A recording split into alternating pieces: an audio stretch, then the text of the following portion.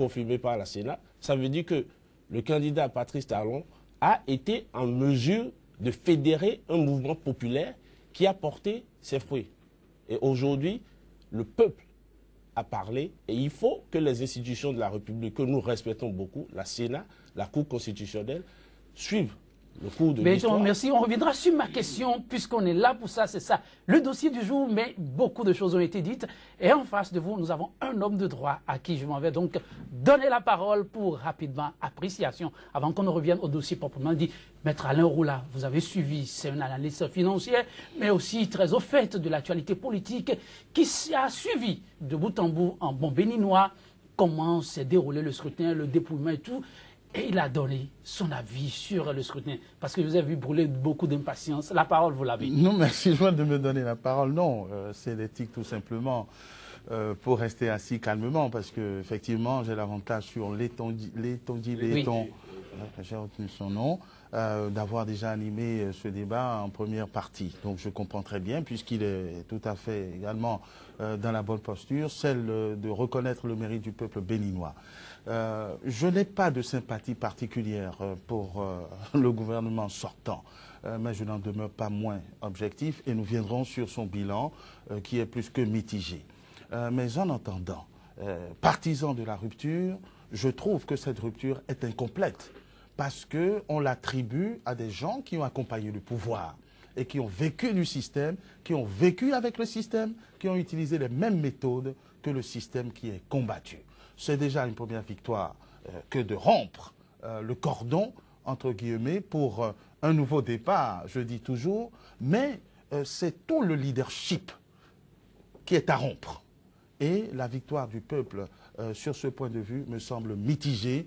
La victoire du peuple n'est qu'à moitié, puisque avec les mêmes acteurs, on reviendra probablement au même système, sauf si le peuple prend ses responsabilités, que les jeunes et les moins jeunes prennent leurs responsabilités pour marquer à la culotte les dirigeants qui seront issus de ce scrutin. Mais si nous allons continuer avec ce système, le système avec lequel on a fait la rupture, c'est le même système qui a existé auparavant. Donc, je suis tout aussi enthousiaste que Léton dit sur la rupture qui s'annonce. Je voudrais que cette rupture soit véritable et authentique pour n'être portée que par des gens nouveaux, des gens neufs, car aucun des candidats en course aujourd'hui ne peut véritablement se vanter de pouvoir être le boulanger ou l'artisan de cette rupture qui suppose une rupture à travers les hommes et l'idéologie qui porte ce système, comme le disait le président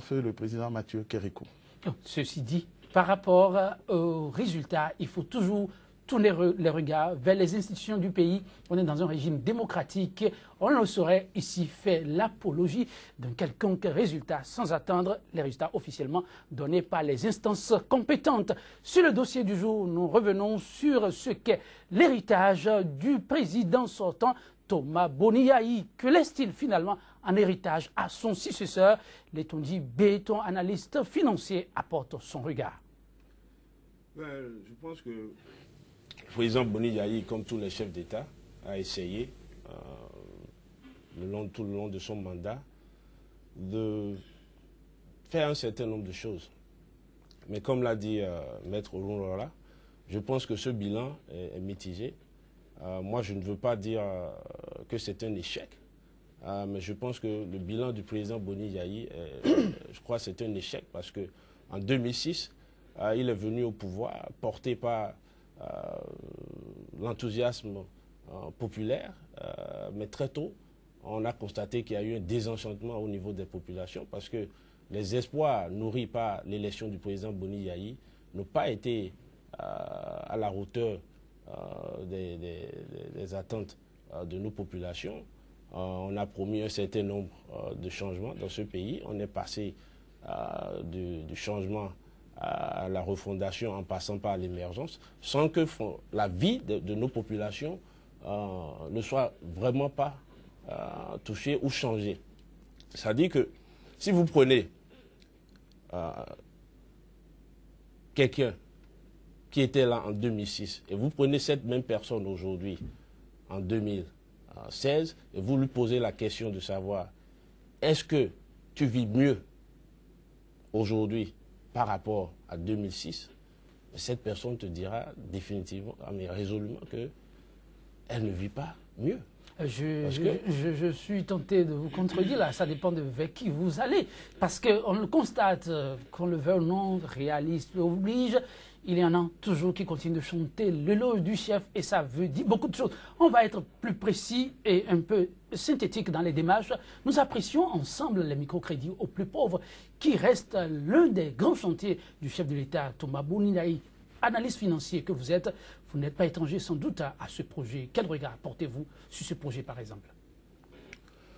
Je crois que les microcrédits en général, c'est un projet dont le but est de sortir un certain nombre de personnes de la misère, parce que je ne veux pas dire de la pauvreté. Okay? L'objectif étant toujours de créer de la richesse pour permettre aux gens de mieux vivre. Alors, mais quand on regarde le bilan du président Boni-Yayi et de son équipe par rapport au microcrédit, d'abord, c'est un projet qui a été utilisé pour instrumentaliser les femmes, c'est-à-dire en leur demandant soit d'adhérer à des partis politiques ou de faire des grandes marches de mobilisation et de soutien au profit du chef de l'État. Et donc, je pense que le projet a été détourné de son but initial. Et vous n'êtes pas sans savoir que, bon, c'est un projet également qui a été entaché par un certain nombre de scandales. C'est-à-dire que... Microcrédit aux plus pauvres? Bien sûr, bien sûr. Je ne vais pas rentrer dans ce débat. Il faut assumer ce que vous dites, scandale sous microcrédit aux plus pauvres. Bien sûr, il y a eu des scandales, FNPS, FNM, etc. Tout le monde sait ça. On sait que l'argent du contribuable a été utilisé à des fins politiques, c'est-à-dire on a octroyé des crédits à des gens en espérant que ces gens vont voter pour le pouvoir en place, etc., etc. Ça, ce n'est pas moi qui le dis, les gens l'ont dit en son temps. Et aujourd'hui, on constate que, je crois que les 30 000 ou 50 000 qu'on donne à ces femmes, est-ce que ces montants ont effectivement sorti ces femmes de la pauvreté? Est-ce qu'il ne faut pas qu'on revoie la façon dont le système de microcrédit fonctionne? Est-ce qu'il ne faut pas peut-être qu'on pense mettre ces femmes en coopérative au lieu de penser peut-être donner 50 000 francs à une femme et penser qu'elle va sortir de la pauvreté, alors que si peut-être on mettait une dizaine de femmes ensemble et on augmentait la mise, peut-être que ces femmes peuvent créer des entreprises viables. Mais on ne peut pas nier à Boni-Yayi de ne pas avoir essayé cela, mettre les femmes en coopération. C'est aussi l'un des viviers sur lesquels ce microcrédit a fonctionné. Peut-être qu'il y a des choses à revoir. Mais là-dessus, est-ce que ça n'a pas apporté de plus-value au quotidien des femmes béninoises? Si vous voulez mon opinion, j'ai toute une autre idée du développement et de la réduction de la pauvreté. Moi, je pense que la façon de sortir les gens de la pauvreté, c'est de les éduquer, de permettre à leurs enfants d'aller dans des écoles où ces enfants peuvent recevoir une bonne éducation. Si aujourd'hui je suis assis sur ce plateau, si aujourd'hui j'ai pu aller à l'extérieur du Bénin et j'ai pu travailler à des sommets inimaginables, c'est parce que j'ai reçu une bonne éducation et cette éducation a commencé par ce pays. Et pour sortir de la pauvreté, il faut qu'on mette un accent sur la transformation de notre système éducatif. Il faut qu'on investisse dans notre système éducatif. Mais si on pense que en donnant 50 000, 30 000 francs aux gens, on va les sortir de la pauvreté, je pense que c'est une erreur. Ça ne marchera jamais. Maître Alain Oronla, le microcrédit aux plus pauvres, vous l'avez suivi, parfois il y a eu aussi des déboires, mais par rapport à l'initiative, quel est le regard que vous portez là-dessus? Le microcrédit est un machin qui n'a jamais eu de véritable utilité. De mon point de vue, je ne suis pas économiste, mais je sais regarder les choses, et qui n'a pas eu d'impact véritable, malgré le discours vantard et vaniteux que l'on agite autour, qui n'a pas eu d'autre impact que d'enrichir les promoteurs de ce microcrédit aux plus pauvres.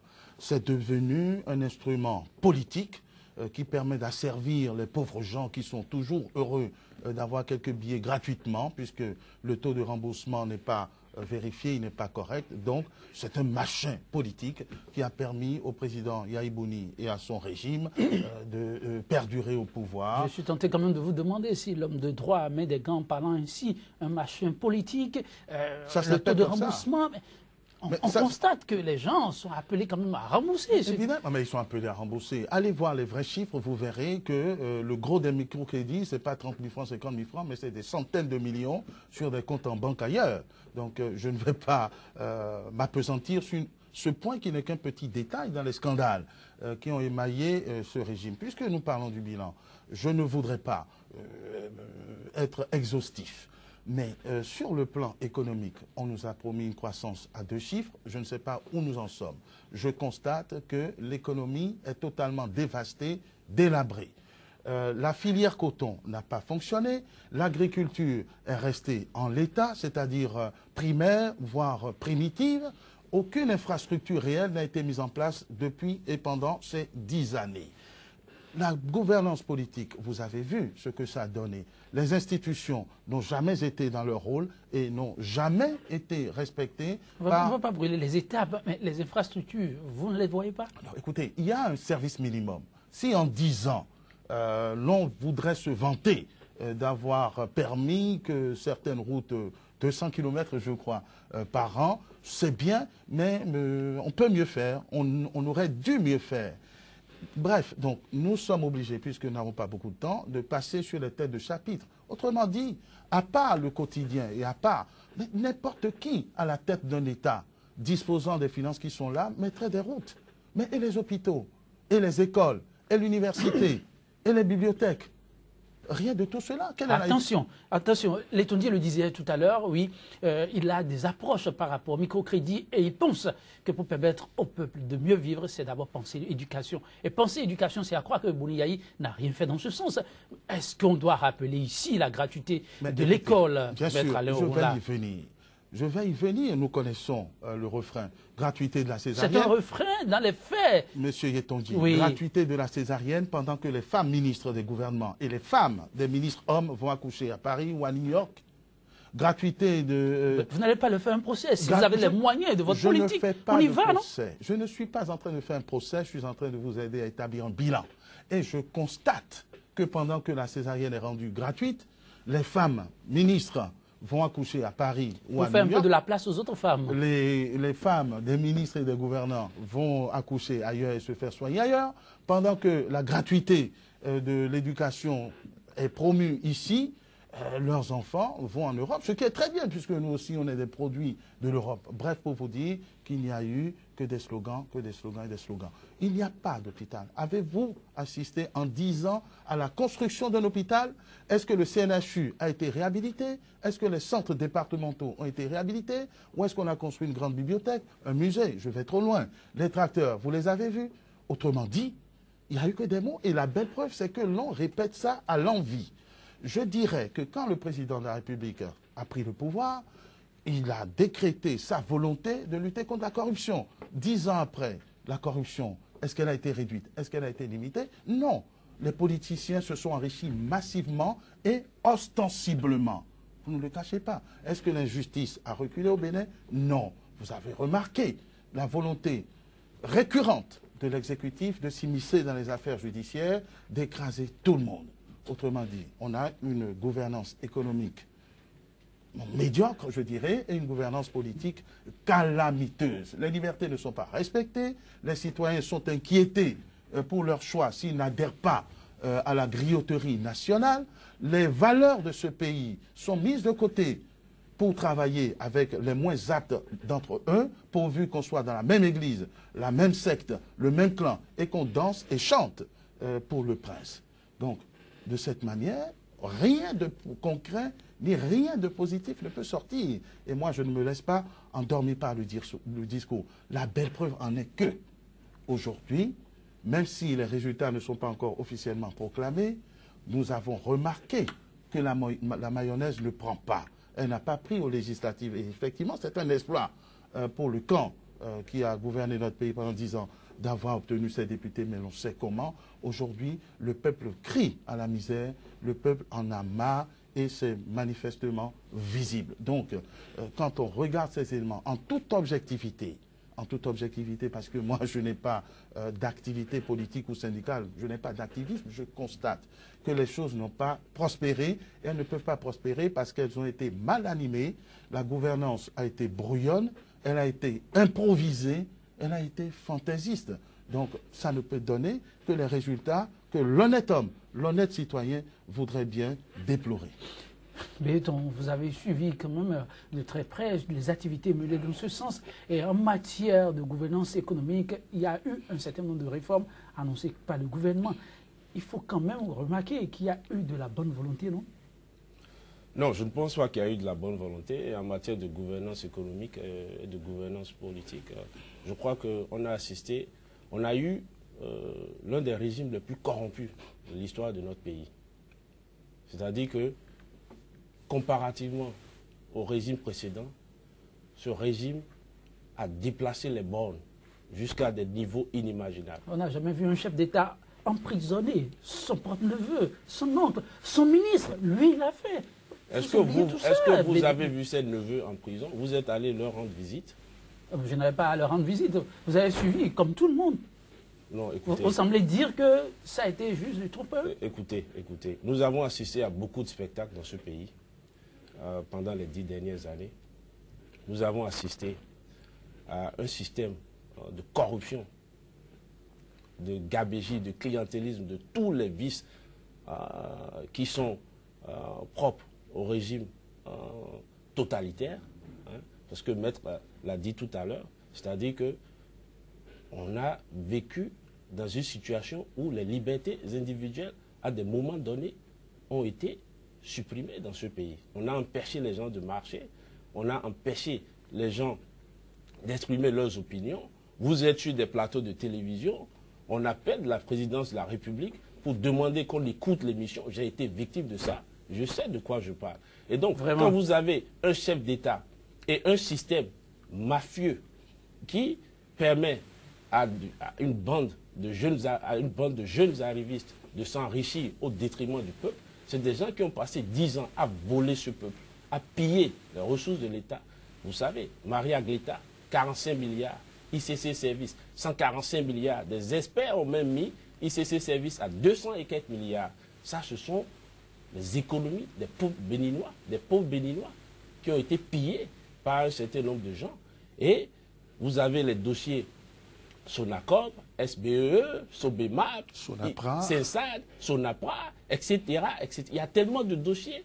Mais vous avez les éléphants blancs, les usines de jus de fruits de Zakpota, Zogbodome, etc. Le projet de mécanisation agricole qui est un fiasco. On a construit des usines qui n'ont jamais tourné jusqu'à l'heure où je vous parle. Vous avez tout un système de vol organisé par ce régime qui, au même moment, est là et voit la souffrance du peuple béninois. La dernière fois, sur ce plateau, j'ai déploré le fait que le chef de l'État, je suis très content qu'il se porte bien aujourd'hui, pour se faire soigner de la cataracte, qui aujourd'hui est une opération très simple, a dû s'envoler en Afrique du Sud. Alors, vous allez me dire qu'il n'y a aucun médecin béninois capable de faire cette opération au CNHU. Vous ne savez pas s'il a effectué le déplacement sur l'invitation de son collègue de l'autre côté. Ça arrive, vous le savez. Écoutez, vous n'avez pas les preuves qu'il a fait de ses propres. Où est la souveraineté nationale? Vous pensez que... Il s'agit de la santé du chef de l'État. Vous pensez que le président François Hollande va aller se faire soigner aux États-Unis? Ou le président Barack Obama va aller se faire soigner en France ou en Grande-Bretagne? Non. À un moment, il faut que les chefs d'État africains comprennent qu'ils doivent prendre leurs responsabilités. Déjà, il est resté en Afrique. Et servi d'exemple. Mais il est resté en Afrique. Écoutez, je vais vous dire quelque chose. Moi, j'ai un oncle qui est professeur agrégé, que je suis allé voir au CNHU et qui est mort dans des conditions déplorables. Vous pensez que le CNHU, c'est un hôpital? Si vous passez 10 ans au pouvoir... Si ce n'était pas un hôpital, je vous assure, on l'aurait fermé depuis. Vous passez 10 ans au pouvoir, vous êtes incapable de construire un hôpital de référence, pour moi, votre politique sanitaire est un échec. Vous passez 10 ans au pouvoir, vous êtes incapable. Jusqu'à demain, au Bénin, le CNHU, vous allez peut-être y faire un tour, voir les autres compartiments, reste l'un des hôpitaux, je dis l'un des hôpitaux de référence du Bénin. Si ça reste l'un des hôpitaux de référence du Bénin, expliquez-moi pourquoi les ministres, leurs enfants, leurs femmes et autres, le chef de l'État, quand ils ont une rage de dents, ils se retrouvent aux États-Unis. L'autre vous dira que c'est des caprices de gouvernance. Mais Maître Alain Roula, dans cette démarche-là, est-ce qu'on ne peut pas comprendre, quand on prend vraiment un peu de recul, il y a des circonstances qui amènent à ces agissements que les populations déplorent de temps à autre, mais pour autant, est-ce qu'il faut leur jeter la pierre? Évidemment, et pas qu'une pierre. Il n'y a aucune circonstance atténuante. Ce que nous disons relève d'une banalité. Ça relève d'une banalité. Je ne peux pas concevoir que le plus abruti des Béninois prenne le pouvoir sans songer à laisser des traces. Attention, je ne sais pas ce que vous voulez vous dire. Mais je veux dire celui qui n'a aucune qualification, celui qui n'a aucune culture, aucun intellectualisme, qui prend le pouvoir au Bénin, comprendrait qu'il faut réhabiliter le CNHU, ou à défaut de vous êtes dans une projection là, ok. Mais oui, en fait, dans une projection, parce que le passé a été lamentable et que le présent, personne ne voudrait s'en soucier. Les résultats de la politique, ce n'est pas les grandes phrases, ce ne sont pas les chants, ce ne sont pas les danses, c'est du concret. La preuve, c'est que grâce à la gouvernance du président Yahi Boni, nous avons des agrégés en tout, en économie pratique, en gestion appliquée. Il n'y a rien de concret. Le CNHU dont vous parlez, je ne sais pas si vous le fréquentez, mais je ne fréquente pas que les prétoires. C'est un mouroir. Quand vous y allez pour un palu, généralement, vous sortez les pieds en avant. Et ce n'est pas forcément la faute des praticiens. Il n'y a pas de moyens. Le peu de moyens qu'on y injecte est tout de suite absorbé, phagocyté, détourné. C'est lamentable, M. Etonji. Il n'y a pas d'école. L'école publique, le président de la République lui-même, dans un accès d'émotion auquel j'ai cru il y a quelques années en arrière, a lui-même fait ce bilan. Il pleurait sur le campus de Calavi pour dire l'école est par terre, les hôpitaux sont par terre, mon pays est par terre, tout est foutu, tout est foutu. Mais qu'a-t-on fait? Et qu'a-t-on tenté de faire, qu'a-t-on cherché à faire? Rien du tout. Et on n'a pas eu l'humilité de rester calme et de demander pardon au peuple français, au peuple béninois, excusez-moi. Ça a toujours été une gouvernance. Ça aussi, je voudrais bien comprendre. Dans l'arrogance. Vous l'avez pas entendu dire? Dans l'arrogance. Il a dit plus d'une fois. Une gouvernance dans l'arrogance, dans l'incompétence, dans la brutalité, dans les réflexes liberticides. Évidemment, il n'y a pas que le président de la République, mais il doit assumer la responsabilité des bêtises faites par les collaborateurs qu'il a le don de recruter, jamais parmi l'élite, toujours parmi les compagnons, les griots, la grioterie. Alors, évidemment, si le peuple béninois a manqué de moyens de revendiquer ses droits, de les réclamer au quotidien, si le peuple béninois n'a pas pu compter sur les autres politiciens qui, au lieu de se battre pour sauver ce peuple et de combattre ce régime liberticide et au contraire lui font le lit, évidemment que ce n'est pas la seule faute du président Boni Yahi, c'est la faute de tout un système. Et le seul moyen qu'on a, Dieu merci, laissé au peuple de s'exprimer, c'est celui du scrutin, c'est celui du vote, et ces sanctions passent uniquement par les urnes. Aujourd'hui, ce qui est fait est fait. Le bilan, pour moi, il n'est pas florissant, il n'est pas glorieux. Reste que, faisant face à l'avenir, il faudrait que nous soyons tous vigilants pour ne plus permettre à un chef de l'État, sous prétexte qu'il est le plus beau, le plus intelligent, de décider de notre sort et de nous piloter comme des ânes. Ne plus permettre, vous semblez donc tous peindre en noir ce bilan du chef de l'État. Quelle aurait été alors la part de responsabilité de différentes composantes de la société béninoise? Moi, je pense que la plupart des Béninois, la société civile, les partis politiques, n'ont rien fait pendant 10 ans.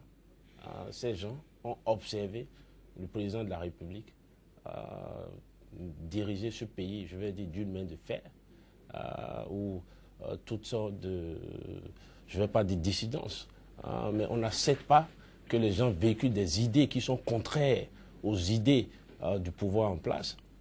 Et pour ça, le chef de l'État et son système, c'est un système qui a été mis en place pour célébrer à la médiocrité au détriment de l'excellence. Le constat est clair. Il faut voir tous les gouvernements successifs que nous avons eus. Je ne veux pas vous interrompre, mais Béton, quand on prend les gouvernements successifs, oui. mais il y a eu des cadres de renom qui ont eu à accompagner Boni Yayi au cours de sa gouvernance. Vous n'allez pas le nier. Oui, oui, mais quand vous prenez les gouvernements successifs du président Boni Yayi, qu'est-ce qui s'est passé? De 2006 à 2015, où il y a eu le dernier remaniement ministériel, vous allez constater que la qualité des ministres est devenue de plus en plus médiocre. Au point où le beau-frère du chef de l'État, Marcel de Souza, s'est plaint. Et ça a circulé sur les réseaux sociaux, à la télévision, quand il a fait une conférence de presse où il a déploré la qualité de ce gouvernement qu'il a traité de foutoir. Okay? Ça, c'est le beau-frère du chef de l'État. Alors, dans ces conditions, qu'est-ce que vous voulez que moi, en tant qu'observateur neutre, quelle appréciation vous voulez que je porte sur ce gouvernement?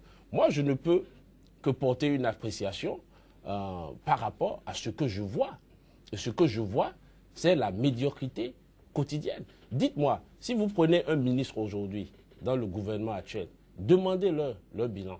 Okay? On a assisté à 10 ans d'instabilité gouvernementale chronique. Qu'est-ce que ça signifie, instabilité gouvernementale chronique? Bien sûr. Instabilité gouvernementale chronique, c'est que vous prenez des ministères où vous avez, en moins de 2 ans, peut-être 4 ou 5 ministres. C'est ça la réalité. C'est ça la réalité. Et donc, vous nommez un ministre, oui, bien sûr, parce que pour amorcer le développement, il faut une certaine continuité dans l'action gouvernementale. C'est-à-dire que vous prenez un pays comme les États-Unis, quand vous êtes nommé ministre, vous êtes là pour 4 ans. Vous prenez un pays comme la Côte d'Ivoire, quand vous êtes nommé ministre, vous êtes là en général pour tout le mandat du président de la République. Vous prenez un pays comme la France, il y a des remaniements, mais les remaniements en France, c'est peut-être 2 ou 3 remaniements pour un mandat. Mais ici, au Bénin, on a eu des centaines de ministres. Alors, pour un petit pays comme ça, alors, est-ce que vous pouvez me dire que dans ces conditions, on peut mener des actions de développement? Je ne pense pas que c'est possible. Et donc, on a passé 10 ans de confusion de doctrine, c'est-à-dire, au départ, c'était le changement. Ensuite, on a eu l'émergence. Ensuite, on a eu la refondation. Mais ce que moi, j'ai constaté dans tout ça, c'est que à chaque fois qu'on passe à une nouvelle doctrine, c'est que les maux de ce pays s'empirent. C'est-à-dire qu'il y a plus de corruption, il y a plus de mauvaise gouvernance, il y a moins de transparence. L'État béninois est géré dans une opacité totale. C'est-à-dire, vous ne savez pas comment les marchés publics sont passés. Et on nous dit gaillardement aujourd'hui qu'on veut assurer la continuité des œuvres du président Boni Yayi. Et c'est ça qui, moi, me déçoit un peu dans l'attitude du candidat Lionel Zissou. Un candidat qui, avant qu'il ne vienne aux affaires, était quelqu'un pour qui beaucoup de Béninois, le peu de Béninois qui le connaissaient, avaient beaucoup d'estime. Mais Lionel Zissou est venu au Bénin et parce que il est, selon moi, dans une aventure personnelle d'accéder coûte que coûte au pouvoir d'État, il s'est mis dans le même train que le président Boni Yayi, le train de la violation continue de notre Constitution, parce que le président Boni Yayi, comme je l'ai dit, a passé 10 ans où il a violé de façon permanente notre Constitution, en disant parfois de sursoir aux décisions de justice. Je crois que ça a commencé en 2007 dans le domaine foncier. Ensuite, on a eu le dossier, je crois, de la Fédération béninoise de football. On a eu également le dossier Bolloré, où, après la décision de la Cour d'appel, le président Boni Yayi s'est rendu à l'OCBN et a dit devant tout le monde que les travaux allaient continuer. Le Premier ministre, Lionel Zissou, lui, qui se rend en France durant la COP21 et qui donne une interview devant France Inter pour dire, bon, voilà, qu'il y a des décisions sensiblement politiques, politiquement, sensibles, etc. Et il a même redit ici lors de sa dernière sortie télévisée, qu'il y a des décisions politiquement sensibles. Non, il n'y a pas de décision politiquement sensible. Le président de la République est supposé être le garant de notre Constitution et le garant de l'exécution des décisions de justice, si je ne me trompe. C'est bien ça. Alors, donc, dans ces conditions, quand vous avez un chef d'État qui se permet le luxe de ne pas respecter les décisions de justice, je crois que là, on est en train de glisser dans du totalitarisme. On est en train de glisser dans le non-droit. Et vous avez un Premier ministre qui fait la même chose. Un Premier ministre qui, aujourd'hui, à l'heure où je vous parle, en violation de l'article 54 de notre Constitution, est toujours membre de plusieurs instances en France. Mais c'est très grave. C'est-à-dire qu'on a quelqu'un qui est en train de postuler aux plus hautes fonctions dans notre pays, mais qui se permet le luxe d'exercer dans des conseils d'administration, d'exercer en tant que membre du Conseil des affaires étrangères, à moins que ça ait changé, parce que le Premier ministre n'a jamais publié cette lettre de démission. Il n'a pas publié cette lettre de démission, vous le savez.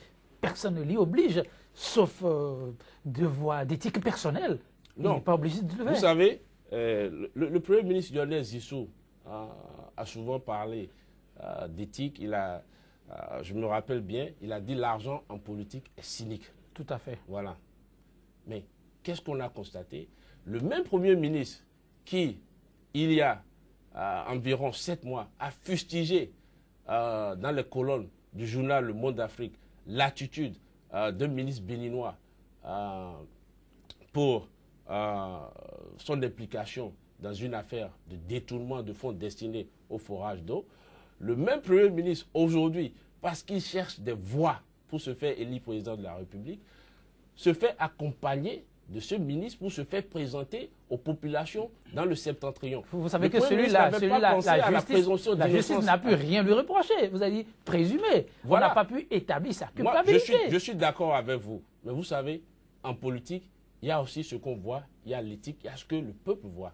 Vous savez, en France, est-ce que vous pouvez me dire que quand Jérôme Cahuzac, ancien ministre du Budget, était impliqué dans une affaire de fraude fiscale, est-ce que François Hollande pouvait encore s'afficher avec Jérôme Cahuzac?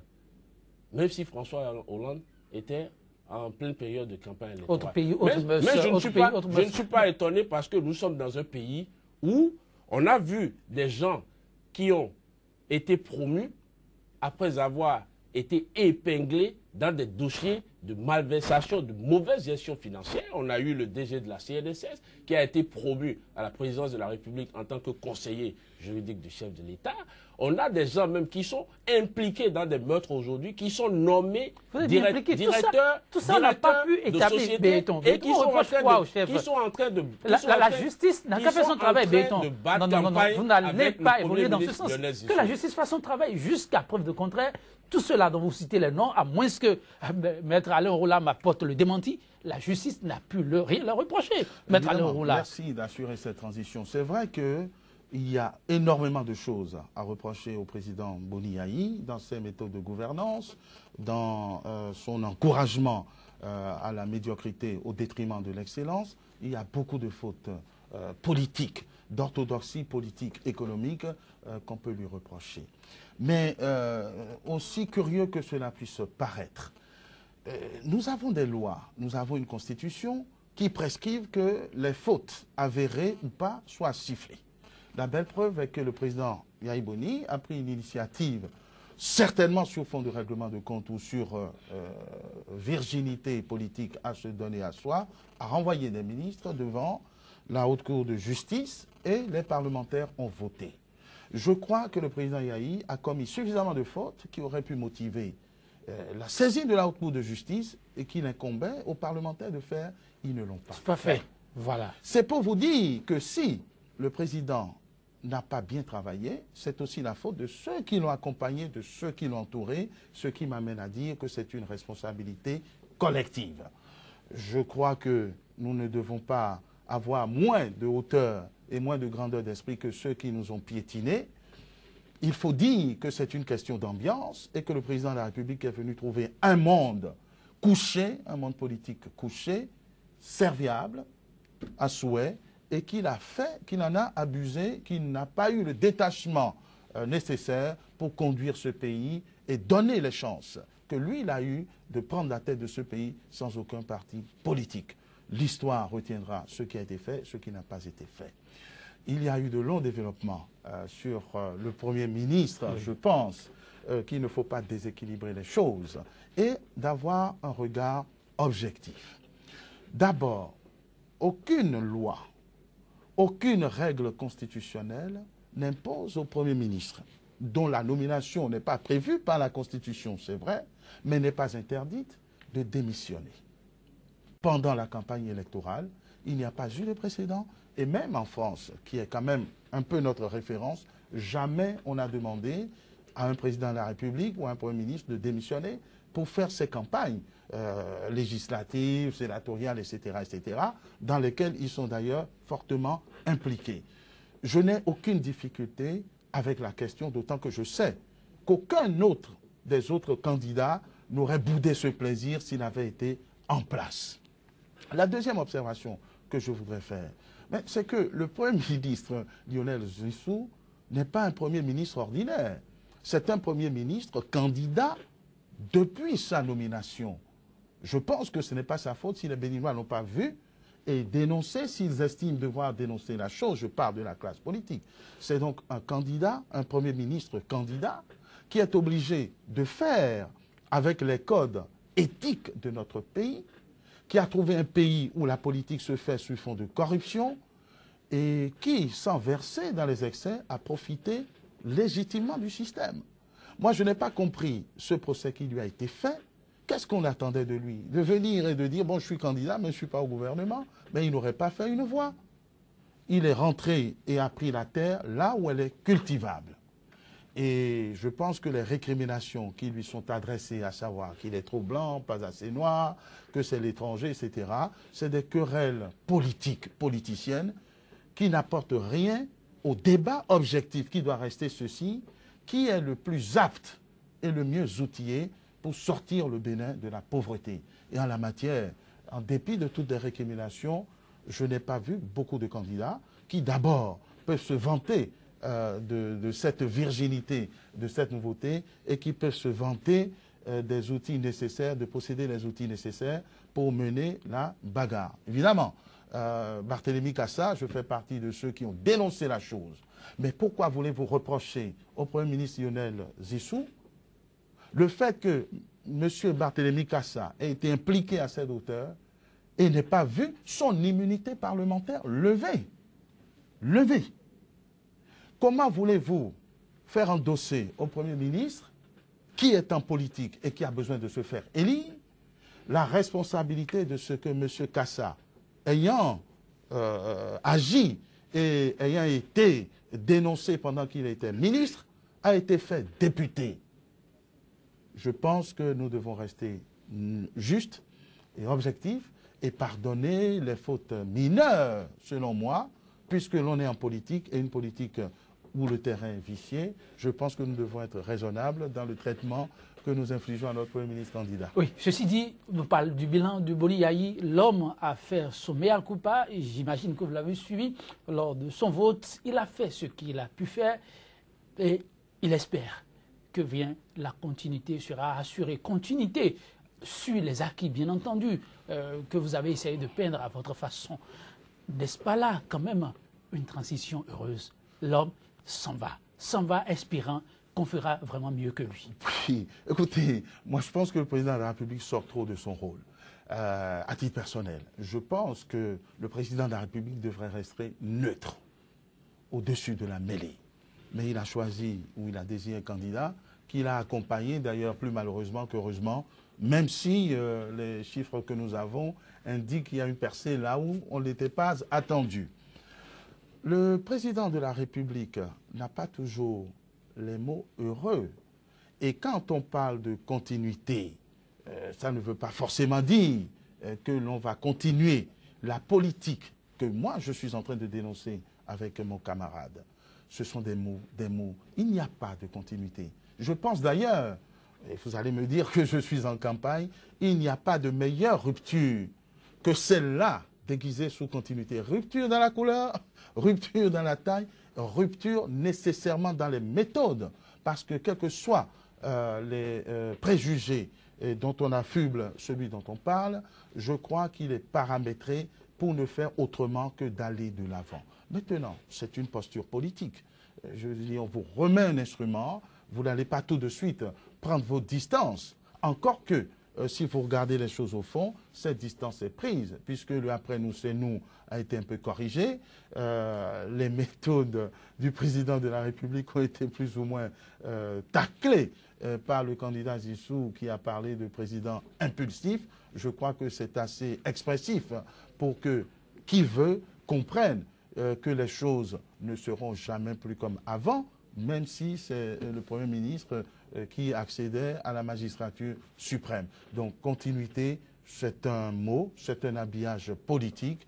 La réalité, c'est que les réalités, la misère de notre peuple, le sous-développement, la misère crasse dans laquelle on vit, ne peuvent trouver des solutions que dans une tête bien faite, un leadership éclairé par les partis politiques, par les ruptures de circonstances. Béton, oui, le chef d'État sortant a une fois encore officiellement reconnu qu'il ne reste que très peu de temps pour rendre le tablier. Il remercie le peuple béninois pour avoir été tout de suite pendant ce mandat. Il a fait aussi son mea culpa et espère que là où quelque chose a été fait, on pourra en prendre bien soin et faire mieux. Oui, je tiens à rectifier quelque chose très rapidement par rapport à ce que Maître vient de dire. D'abord, je suis d'accord qu'il faut qu'on ait des débats d'idées, c'est-à-dire que j'ai toujours condamné tous ceux qui ont dit que le Premier ministre Lionel Zissou est français, il est yovo, etc. Je pense que ce ne sont pas des... ça ne nous grandit pas. Mais cependant, par rapport à l'utilisation des moyens de l'État pour des fins de campagne, je pense que même en France et aux États-Unis, les hommes politiques remboursent les frais. Vous savez, quand, comment il s'appelle, Manuel Valls est parti à Barcelone, il a dû rembourser. Le président Obama, quand il fait campagne avec Air Force One, il rembourse toujours l'État américain. Bon, cependant, je crois qu'on a une vision un peu diamétralement opposée par rapport à ce que le Premier ministre peut apporter à ce pays. Voilà quelqu'un, quand il est venu, il a parlé de méthode. Mais en 9 mois de gouvernement, je n'ai toujours pas vu les méthodes dont il parle. Vous n'avez pas vu la rupture dans la méthode? Je n'ai pas encore vu la rupture. Voilà quelqu'un qui est venu avec un projet Lumière pour tous, qui, bon, je crois, n'a vraiment pas donné grand-chose. Ce n'est pas ça qui va nous sortir de la situation énergétique qu'on vit au quotidien. Voilà quelqu'un qui a promis un certain nombre de choses, mais malheureusement, ce que j'ai constaté, c'est quoi?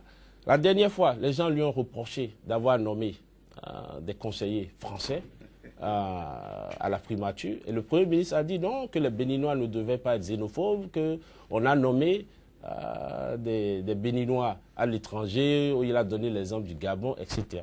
Mais moi, je pense qu'il ne faut pas faire des comparaisons de la sorte. Nous sommes dans une république souveraine. Okay? Est-ce que vous pensez que vous, en tant que Béninois, vous pouvez travailler à la Maison-Blanche? Est-ce que vous, en tant que Béninois, vous pouvez travailler à l'Élysée? Il faut que vous ayez au moins la double nationalité. Et je sais de quoi je parle. Il faut que vous ayez au moins la double nationalité pour même essuyer les meubles à l'Élysée. Mais aujourd'hui, le Premier ministre Lionel Zissou, malgré le fait qu'il y ait assez de Béninois de la diaspora avec beaucoup de compétences, assez de franco-béninois, le Premier ministre a choisi de nommer non pas un seul cadre français, mais plusieurs cadres français qui sont exposés à nos secrets d'État matin, midi, soir. Vous voyez les secrets au dehors. Vous pensez que c'est normal? Moi, je pense que ce n'est pas normal. Et je vais en venir à mon analyse personnelle de ce que le Premier ministre est en train de proposer pour la continuité. C'est-à-dire que je trouve le programme du Premier ministre un peu assez creux. C'est-à-dire, on trouve que c'est un assemblage du modèle des mêmes politiques économiques français, le modèle français qui a aujourd'hui montré son essoufflement. Premier ministre qui dit on va donner 100 000 francs CFA aux 100 000 familles les plus démunies. Alors, comment vous allez recenser ces 100 000 familles? Comment vous allez donner les 100 000? C'est-à-dire, il faut passer à la création de richesses, promouvoir des investissements. Au lieu de donner ces 100 000 à 100 000 familles, qui fait à peu près, je crois, 10 milliards, pourquoi ne pas prendre ces 10 milliards et investir dans des projets avec des jeunes qui sont des porteurs de projets qu'on va surveiller, etc., pour créer de la richesse. Et ces jeunes, ensuite, vont répercuter ça sur leur famille. Quand on a nommé le Premier ministre, le président Boni Yayi a dit à la Caisse autonome d'amortissement qu'il l'a nommé à cause de sa capacité de mobilisation de ressources, qu'il connaît bien la France, etc. D'ailleurs, je vais vous dire quelque chose, les bailleurs de fonds ne sont pas qu'en France, ils sont un peu partout. Aux États-Unis, un peu partout, et j'en sais quelque chose. Et donc, quand on limite toi à la France, on dit le Premier ministre va faire ci, va faire ça. Mais je vous dis, à l'heure où je vous parle, le Premier ministre Lionel Zinsou a été incapable de lever $1 seul million au nom de la table ronde de Paris. Ensuite, ça c'est ce que vous dites, le gouvernement vous dira le contraire. Ensuite, bon, si le gouvernement dit le contraire, ils n'ont qu'à venir exposer les faits et dire, voilà, on a levé tel montant. Mais ensuite, vous avez le Premier ministre qui aujourd'hui propose d'investir les 600 milliards de cotisations de la Caisse nationale de sécurité sociale, les cotisations des retraités, dans un fonds souverain. D'abord, je crois que ça s'est passé inaperçu parce que la plupart des gens qui regardaient ne comprenaient pas vraiment ce qui se passait. Donc voilà, le Premier ministre a encore sorti quelque chose. C'est ses partisans qui étaient très contents, voilà. Mais le problème avec ça, c'est ceci.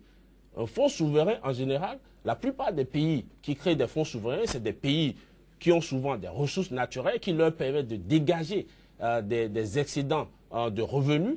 Et ces excédents de revenus sont mis dans des fonds souverains pour générer un certain nombre de revenus afin de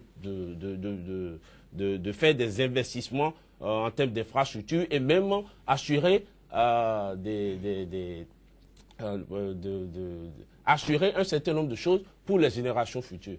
Mais quand on prend 600 milliards qui représentent à peu près 1,2 milliard de dollars, c'est-à-dire on a un budget d'à peu près 2 milliards, avec 2,5 milliards, je crois, avec les dons et les aides. C'est-à-dire quand vous enlevez les dons et les aides, on est à peu près à 2 milliards pour notre budget. Et donc, on va prendre 600 milliards qu'on va investir dans des instruments financiers non assurés, des instruments financiers risqués, c'est-à-dire qu'on est en train de nous amener vers une situation où on peut avoir ce qu'on appelle des pertes catastrophiques.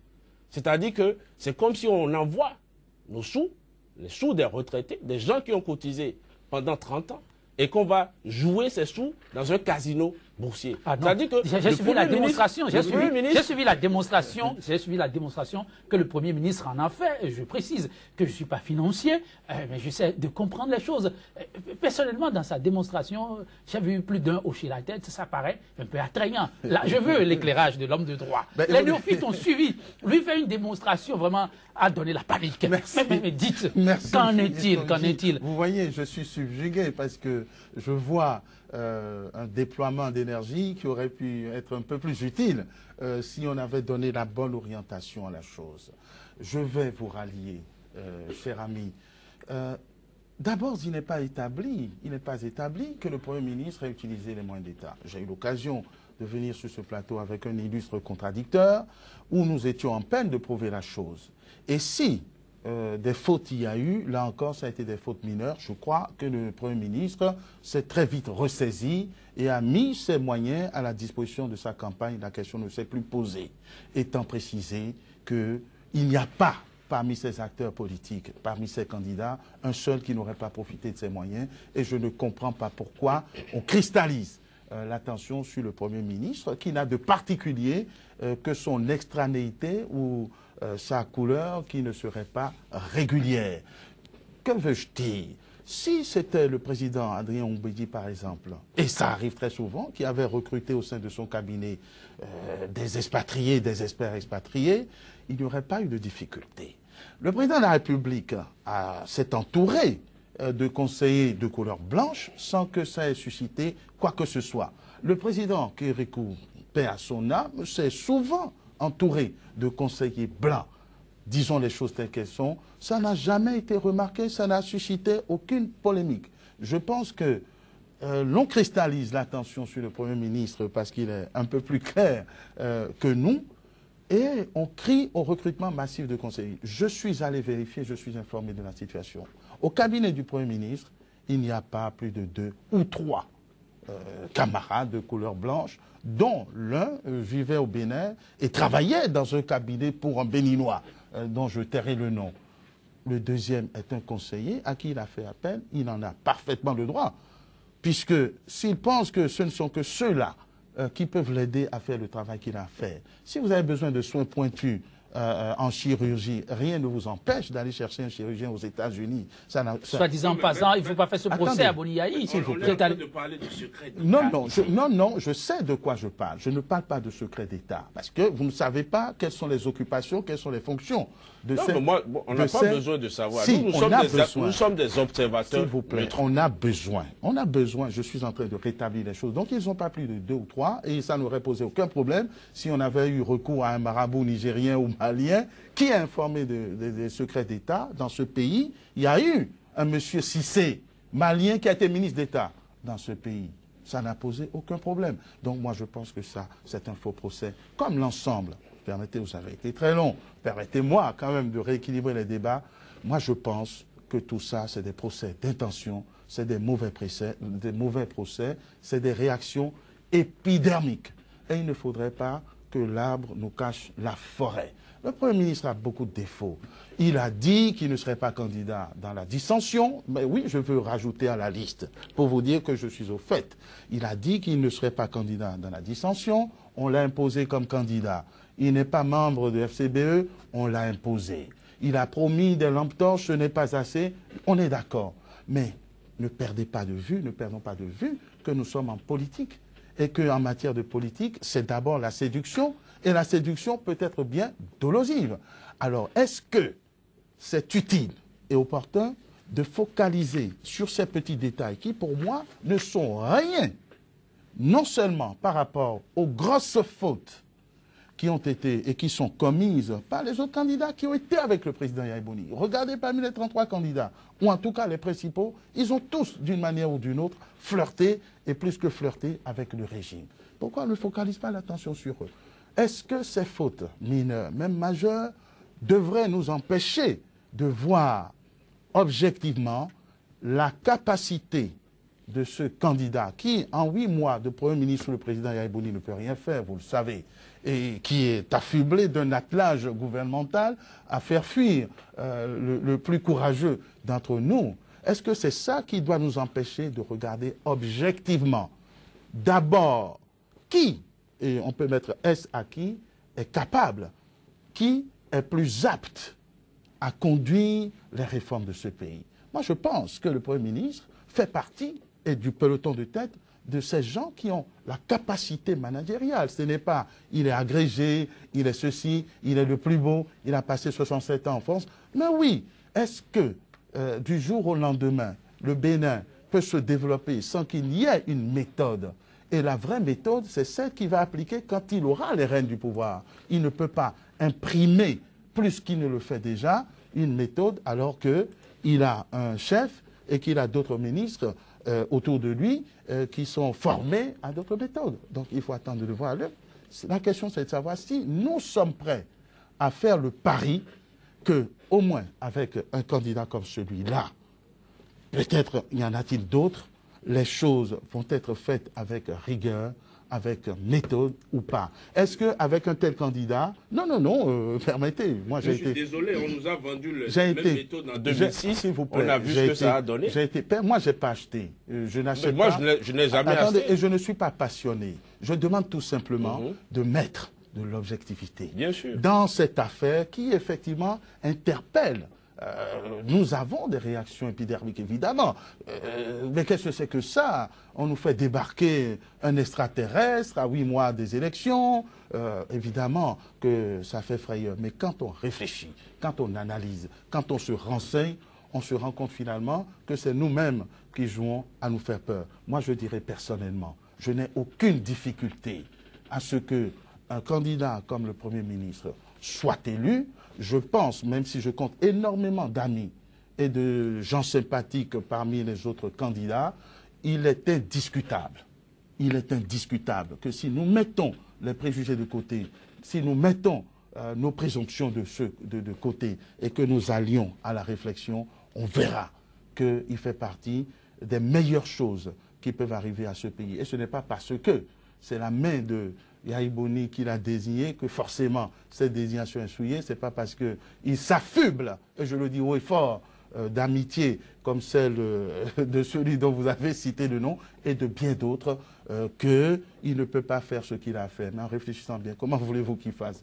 Il ne peut quand même pas scier la branche. Sache donc prendre un peu de recul. Il ne peut pas scier la branche sur laquelle il veut s'asseoir. Béton, très rapidement, si vous devez observer tout ce qui a été fait durant ces 10 mandats, que diriez-vous de positif à mettre à l'actif de Thomas Boni Yayi? Là, il faut que je réfléchisse vraiment. Ah bon? Parce que, voilà, non, je dois réfléchir parce que moi, mes standards sont assez élevés en termes de gouvernance et de direction quand il s'agit d'un pays. Je pense que le président Boni Yayi est venu avec de très bonnes intentions sûrement, mais il s'est fait qu'il s'est très vite engagé en politique. Et il a perdu un peu sa boussole. Et donc, en termes de réalisation, sincèrement, si on prend le plan de la gouvernance politique, c'est calamiteux. Si on prend le plan de la gouvernance économique, comme l'a dit Maître, c'est calamiteux. Donc, quand vous mettez ces deux ensemble, c'est ça un État. C'est ça ce qui va nous permettre d'avancer. Mais on a remarqué que sous le président Boni Yayi, il y a eu plus de corruption, il y a eu... Bon, souvent, il parle de réalisation d'infrastructures, mais n'oubliez pas qu'en 10 ans, il faut quand même qu'on fasse quelque chose. On ne peut pas passer 10 ans au pouvoir sans rien faire. Et d'ailleurs, quand vous êtes élu président de la République, c'est pour travailler. Ce n'est pas pour venir dire, bon, on a fait ci, on a fait ça. Non, le peuple, en vous choisissant, a beaucoup d'attentes. Et moi, je pense que les attentes du peuple béninois ont été déchues.